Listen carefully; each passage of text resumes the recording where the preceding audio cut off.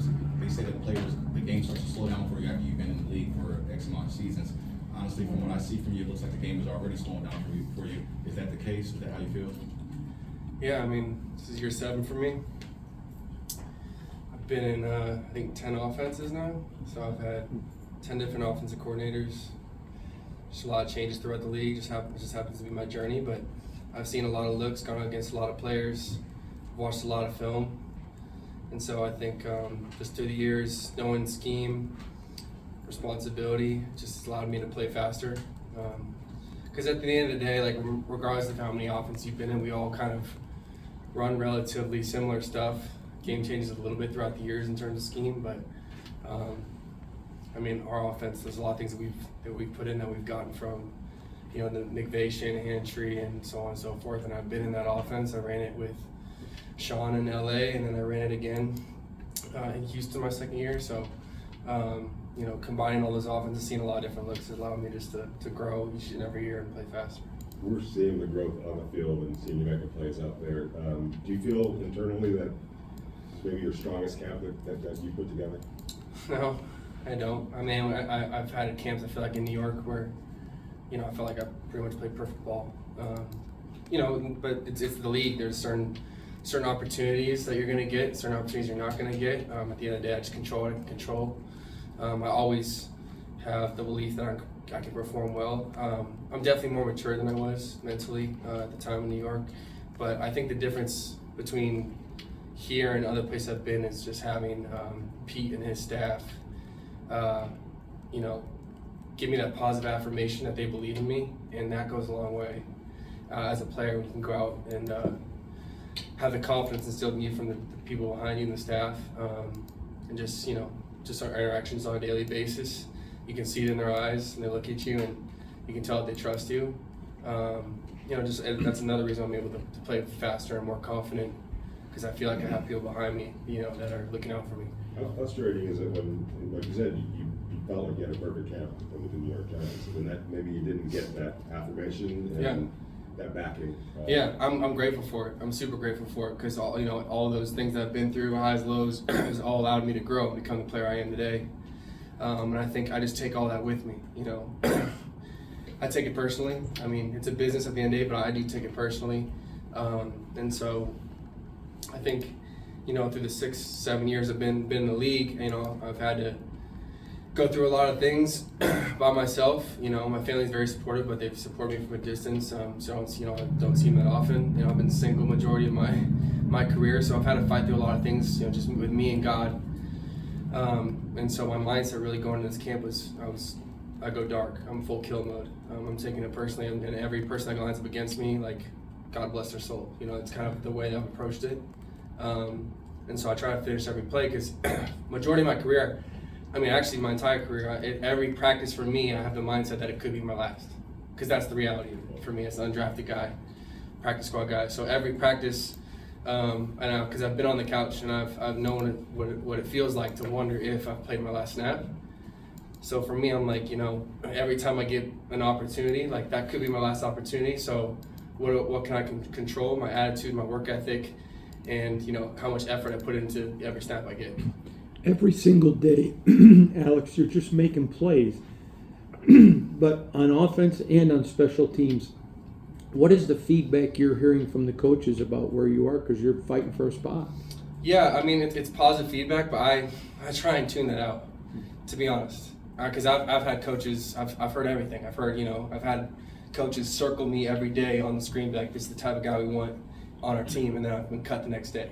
So I don't try and take too much in terms of words. I'm grateful for the positive affirmations I get.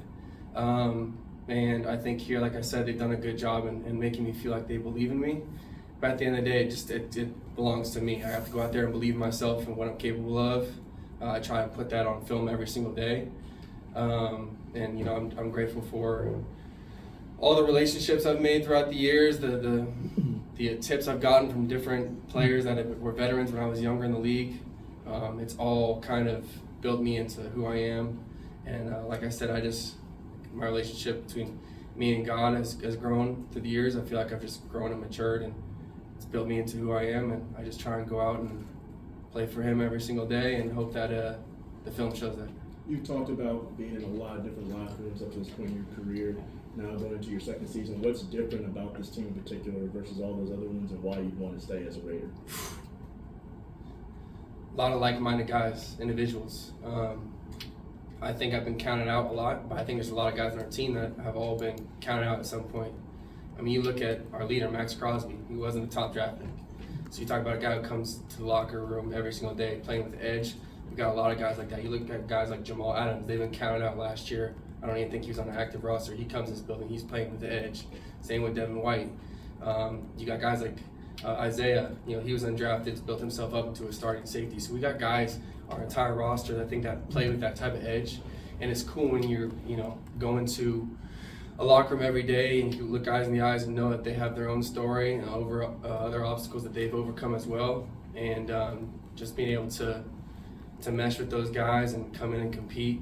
So I think a lot of us, this organization has struggled in the last, in this 21st century. So I think all of us understand that.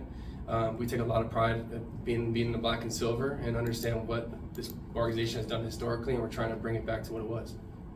You've talked about your journey, the different programs, the different offenses that you've been through.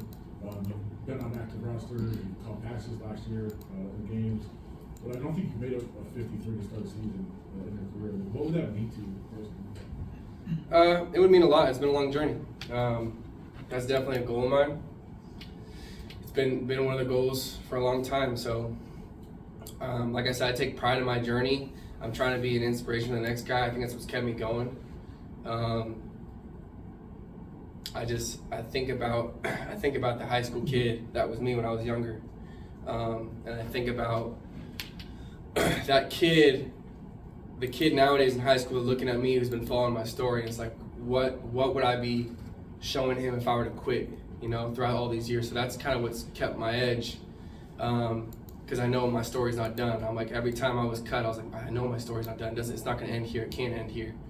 And so I don't know the accuracy of this, but I think I'm the longest tenured practice squad player of all time. Because when I first got in the league, you can only be on practice squad for 2 years, and then COVID really saved my career. Other opportunities, I had an opportunity to be a defensive back under Pat Graham in New York for 3 weeks. That's the reason I got into the field, because I was like the emergency corner because of COVID. But just all those different things I've had to overcome to finally have that breakthrough would be awesome. It would be great. But like I said, there's only so much that's in my control. I control what I put on the field every day. I don't make those decisions at the end of the day. So I have to trust the people in our building to make those decisions. But I'm hoping that my story just keeps building. I can be an inspiration for the younger generation, whoever's following me, that, regardless of circumstance, keep fighting, keep getting back up. There's going to be a win for you at the end of the day. Alex, what's been the keys to just persevering, being a survivor, making team after team, and also psychologically keeping that belief in yourself that you'll get to ultimately where you're trying to go? Yeah, I think it's just mindset. I've been lucky to be surrounded by people that have given me the right advice. Just constantly, and there's some luck involved in pro sports. Just being in the right place, right time, building the right relationships, having the right people trust you. But I literally just got off the phone with Danny Amendola like 30 minutes ago. So I talked to guys like I've been able to build relationships with guys like that, guys that have already been there and done that, and just pick their brains and try and figure out. He was undrafted as well, and he ended up going like 14 years in the league.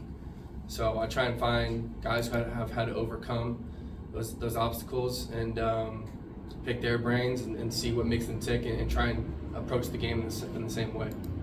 Your offensive coordinator comes with a pretty big resume. Yeah. What makes this offense or his offense so unique or so special? And as a student of the game, are you kind of vibing with all of that? Yeah, for sure.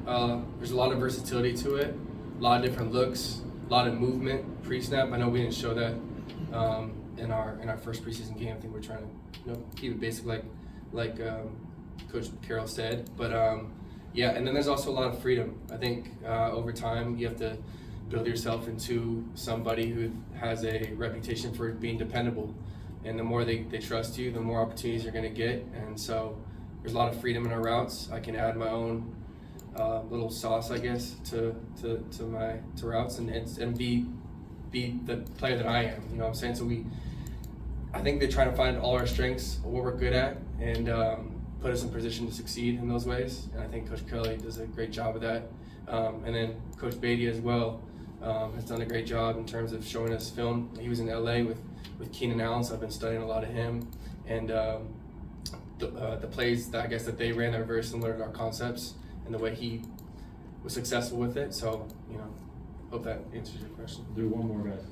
Coach Carroll is someone that draws inspiration from so many sources, sports, otherwise. Is there anything that has really stuck out to you where you've been excited to learn more about something he mentioned, or just anything that's really resonated with you? I mean, I'm a SoCal kid.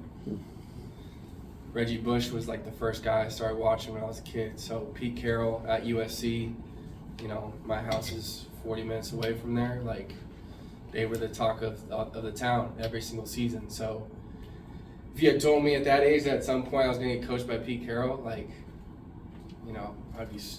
be ecstatic. And I still am. At some times I wake up and I wonder if I'm in a dream. I'm in an organization that's owned by the greatest player of all time, or one of our owners, and then I'm coached by one of the greatest coaches of all time. I don't know how many guys have won a national championship and a Super Bowl, but I can't imagine the list is very long.